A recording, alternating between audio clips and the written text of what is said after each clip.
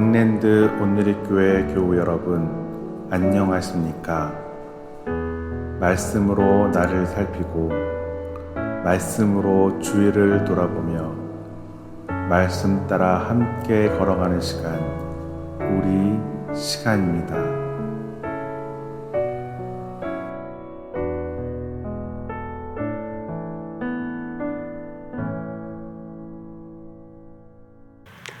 네, 10월 22일 금요일입니다. 우리 시간입니다. 기도하고 또 하나님 말씀 묵상하도록 하겠습니다. 다 같이 기도하겠습니다. 하나님 감사합니다. 오늘도 하나님 말씀 앞에 나왔습니다. 요즘 욥기를 묵상하고 있습니다. 욥기의 그 고난의 소리를 들으면서, 그 비명의 소리를 들으면서 인생의 고난에 대해서 깊이 생각해보는 시간을 갖게 해주셔서 감사합니다. 또 우리가 어떻게 고난을 다루어야 될지를 이 욥기 말씀을 통해서 알게 하심에 감사드립니다. 오늘도 주님 앞에 나온 주의 사랑하는 성도들 한 사람 한 사람 주님 기억해 주시고 욥기 말씀 묵상을 통해서 큰 은혜가 임하는 그런 시간이 되게 성령님 주장하여 주시옵소서. 감사드리며 예수님 이름으로 기도드립니다. 아멘. 오늘 주신 말씀 보도록 하겠습니다. 욥기 11장 1절에서 11절입니다. 생명의 삶 10월 22일 금요일자 말씀입니다. 함께 읽겠습니다. 나아마 사람 소발이 대답하여 이르되 말이 많으니 어찌 대답이 없으랴. 말이 많은 사람이 어찌 의롭다 함을 얻겠느냐. 내 자랑하는 말이 어떻게 사람으로 잠잠하게 하겠으며 내가 비웃으면 어찌 너를 부끄럽게 할 사람이 없겠느냐. 내 말에 의하면 내 돈은 정결하고 나는 주께서 보시기에 깨끗하다 하는구나. 하나님은 말씀을 내시며 너를 향하여 입을 여시고 지혜의 오묘함으로 내게 보이시기를 원하노니 이는 그의 지식이 광대하심이라. 하나님께서 너로 하여금 너의 죄를 잊게 하여 주셨음을 알라. 내가 하나님의 오묘함을 어찌 능히 측량하며 전능자를 어찌 능히 완전히 알겠느냐. 하늘보다 높으시니 내가 무엇을 하겠으며 스올보다 깊으시니 내가 어찌 알겠느냐. 그의 크심은 땅보다 길고 바다보다 넓으니라. 하나님이 두루 다니시며 사람을 잡아 가두시고 재판을 여시면 누가 능히 막을 소냐. 하나님은 허망한 사람을 아시나니 악한 일을 상관하지 않으시는 듯하나 다 보시느니라. 아멘. 오늘 말씀 제목은 삶의 울타리를 넘어입니다. 오늘 좀 신앙에 대한 어떤 우리의 신앙을 한번 생각해보는 그런 시간을 좀 갖도록 하겠습니다. 여러분은 여러분의 신앙이 점점 이렇게 시간이 갈수록 좋아지고 있다고 생각하십니까? 아니면 신앙이 이렇게 좋아지는 것 같지는 않다. 여러 가지 생각이 어떻게 생각하십니까? 그리스도인은 세상 속에서 살아가지만 세상을 닮아가는 사람이 아니라 하나님을 닮아가는 사람들입니다. 하나님을 닮아간다는 말은 이제 다른 말로 좀 하면은 영적으로 성장해 가고 있다. 영적으로 성장한다. 그렇게 말할 수 있죠. 영성신학에서 영적으로 성숙하고 성장할 때 어떤 현상이 일어나면은 자기 초월의 경험을 하게 된다고 합니다. 자기에서 벗어나는 거예요. 반면에 영적으로 퇴보하고 있는 사람에게는 점점 이렇게 자신에게 몰입되는 현상이 나타납니다. 욥기에서 욥은 영적으로 지금 성장하고 있는 것이 보입니다.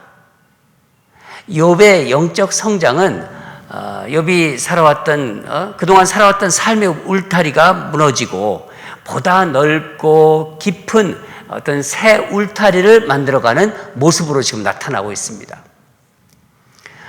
일반적으로 영적으로 성장하는 사람들의 특징은 계속해서 자신이 가지고 있는 어떤 틀을 이렇게 넘어서려고 해요. 뭐 공부를 통해서든 또 어떤 뭐 경험을 통해서든 고난을 통해서든 그러니까 인생에서 자신에게 일어나는 모든 것을 통해서 끊임없이 자기를 넘어섭니다. 반면에 영적으로 이제 퇴보하는 사람들에게서 보이는 자기 몰입, 이 자기 몰입이 보인다고 그러죠. 이 자기 몰입은 그 사람을 자꾸만 후퇴하게 만들어요. 좀 쉽게 말하면 이런 거예요.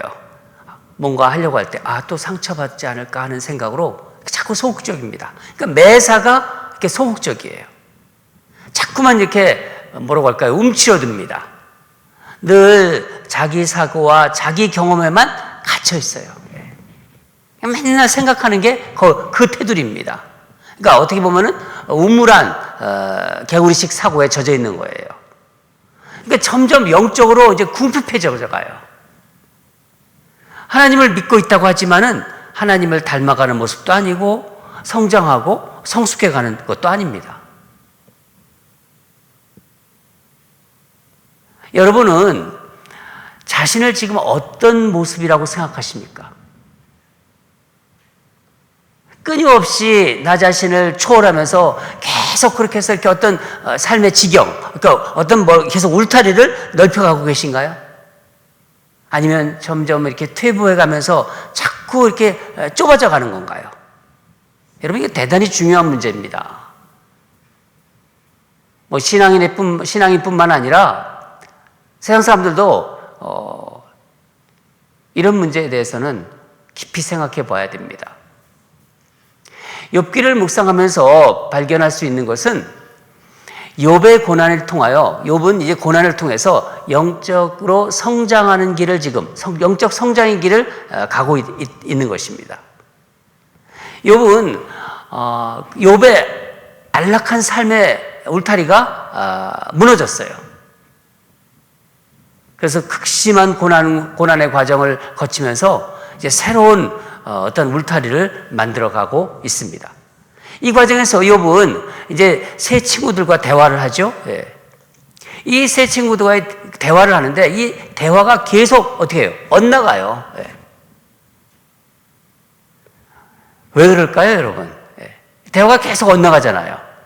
욥은 고난 가운데 자신이 살아온 그 울타리를 이제 넘어서 새로운 세계를 지금 넘나들고 있는데 욥의 친구들은 여전히 그들의 어떤 기존의 울타리 안에 있기 때문입니다.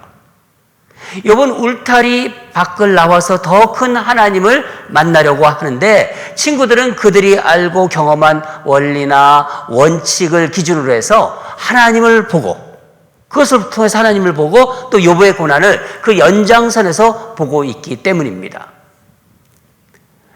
우리는 세상을 살아가면서 여러 가지 고난을 만납니다. 여러분, 우리 인생에서 뭐 아시다시피 고난이 없을 수는 없어요. 다 고난의 어떤 정도는 다르지만은요, 고난이 없는 사람은 없습니다. 삶의 울타리라고 생각했던 것이 갑자기 무너질 때 정말 막 충격이죠. 당황스럽죠. 막 눈물도 갑자기 쏟아지고 어떻게 사나? 갑자기 살 길이 막막해지는 것 같지만은 여러분, 하나님은 욥이 말한 대로 단지 우리를 망하게 하시려고 그렇게 고난을 허락하시는 건 아닙니다. 하나님은 그런 하나님이 아니시죠. 성경은 그걸 지금 알려주고 있습니다. 하나님은 우리가 살아가는 모습을 보면서 뭐 잘하면 상 주고 못하면 뭐 벌 주는 그런 아주 뭐 작은 그런 하나님이 아니십니다. 하나님은 인간의 생각으로는 도저히 도달할 수 없는, 미칠 수 없는 정말 크고 광대하시고 놀라우신 분이십니다. 그래서 하나님을 믿는 사람들은 인생에서 부닥치는 현실의 문제보다 내 존재가 더 큰 존재라는 크다는 것을 꼭 기억하시기 바랍니다. 어떤 고난보다도 어떤 현실의 문제보다도 내가 크다는 것을 여러분 꼭 기억하시기 바랍니다. 그래서 날마다 말씀과 기도와 또 매주일 예배를 드리면서 그런 것을 통해서 확인하지 않으면요 정말 이렇게 시시때때로 다가오는 삶의 현실이 나보다 더 크게 보여요. 때로는 하나님이 또 안 계신 것 같고 나는 한없이 왜소해 보이게 되는 거예요. 특히 요즘처럼요, 이 코로나가 얼마나 지금 이 전염병이 오래 지속되고 있습니까? 이렇게 오랜 동안 어떤 우리 삶을 제한하고 있는 이 현실, 이런 현실 속에서 자신이 자꾸만 이렇게 소극적이 되고 쪼그라드는 것 같잖아요. 이럴 때 여러분 신앙인의 진 면모가 드러나는 겁니다. 나의 신앙의 모습이 드러나는 거예요. 우리는 코로나 이전과 같이 돌아가지 못할 수도 있습니다. 그렇기 때문에 지금까지 삶의 울타리를 벗어나 더 큰 울타리로 넘어가야 되는 거예요. 오늘 본문은 욥의 세 친구 중 이제 소발이 이제 말하기 시작합니다. 첫 번째 말한 사람이 누구죠? 엘리바스. 엘리바스는 한번 정리해 보면은 고난 중에 있는 욥에게 사람이 죄를 지으면 벌을 받는다. 뭐입니까? 즉 인과응보의 논리. 그러니까 도덕률이라는 울타리를 가지고 욥을 이렇게 판단했어요. 그러자 욥은 나는 내가 말한 그 도덕률이란 그런 울타리 밖에 있다. 나의 경우에는 해당되지 않는다고 그렇게 말했죠. 그러자 옆에 있던 빌닷이라는 친구가 말합니다. 오랜 동안 그 지혜로 만들어진 전통신화, 전통이라든가 이런 것, 지혜, 그 전통으로 만들어진 신학의 울타리를 깨트리지 말라. 왜 그런 걸 깨트리려고 하느냐? 네가 뭔데? 이렇게 거칠게 비난을 했습니다. 그러면서 잘 생각해 보라, 욥. 내가 죄가 있으니까 너도 고통을 받고 내 자녀들은 그들이 지은 죄 때문에 죽은 것이다. 이렇게 아주 심한 말을 하잖아요. 회개하라고 합니다. 그러자 욥이 나는 내가 말하는 것이 무엇인지도 안다.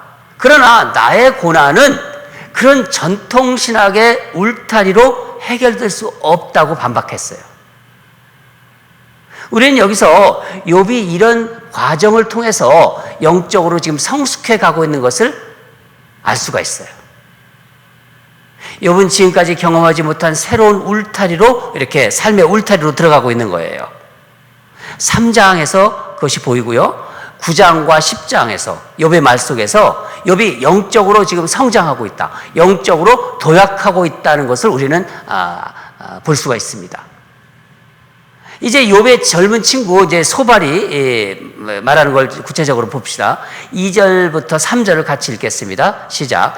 말이 많으니 어찌 대답이 없으랴. 말이 많은 사람이 어찌 의롭다함을 얻겠느냐. 내 자랑하는 말이 어떻게 사람으로 잠잠하게 하겠으며 내가 비웃으면 어찌 너를 부끄럽게 할 사람이 없겠느냐. 욥이 말이 많다. 그렇게 지금 비난합니다. 여러분 말이 많은 사람요 보면 지혜로워 보입니까? 어리석어 보입니까? 그런데 욥이 말은 단지 말이 아니라 고통 속에서 부르짖는 비명이에요. 너무 아파서 쏟아내는 비명 소리입니다. 그러나 욥의 친구들은 이 비명을 듣지 못하고 있는 거예요.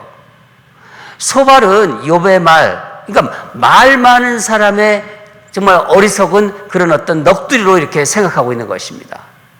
소발이 얘기하고자 하는 주장이 무엇인가요? 4절에서 5절입니다. 4절에 5절인데 4절, 5절, 6절인데 좀 더 잘 번역된 새 번역으로 한번 제가 읽어드리겠습니다. 너는 내 생각이 옳다고 주장하고 주님 보시기에 내가 흠이 없다고 우기지만 이제 하나님이 입을 열어서 내게 말씀하시고 지혜의 비밀을 내게 드러내어 주시기를 바란다. 지혜란 우리가 이해하기에는 너무나도 어려운 것이다. 너는 하나님이 내게 내리시는 벌이 내 죄보다 가볍다는 것을 알아야 한다.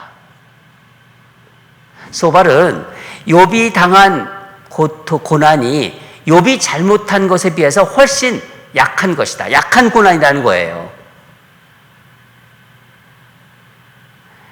여러분, 이 세 친구들의 주장을 우리가 지금 쭉 봐왔는데, 정말 이들은 한결같이 인간이 당하는 고난은 인간의 죄에 대한 벌이라는 그 어떤 틀, 그러니까 인과응보적 사고의 그 울타리를 넘어서지 못하고 있는 거예요.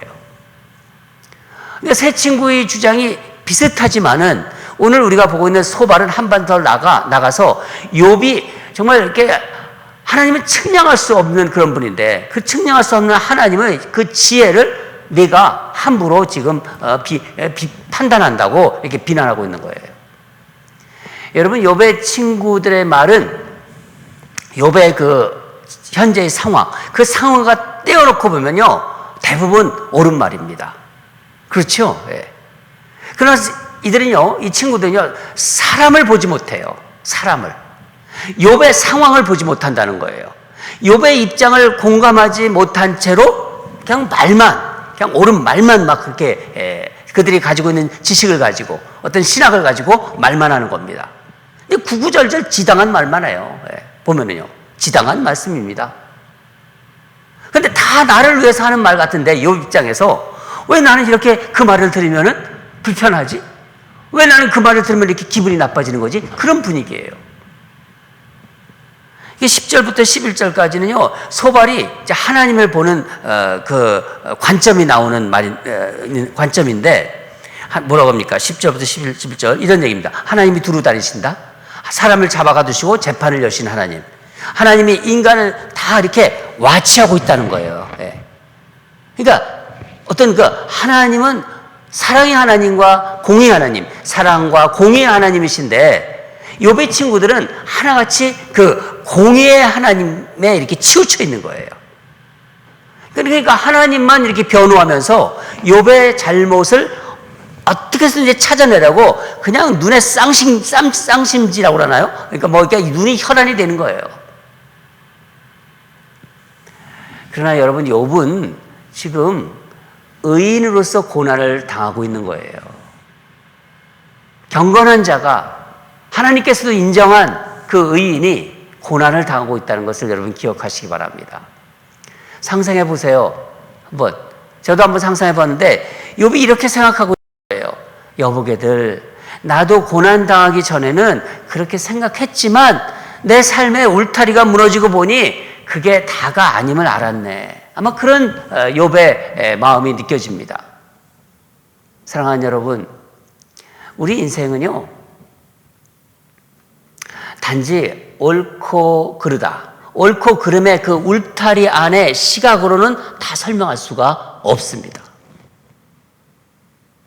욥이 지금 경험하고 있는 새로운 울타리는요, 하나님 안에서 내가 상대방이 되고 상대방이 내가 되는 정말 우리라는 보다 큰 차원의 울타리일지도 몰라요.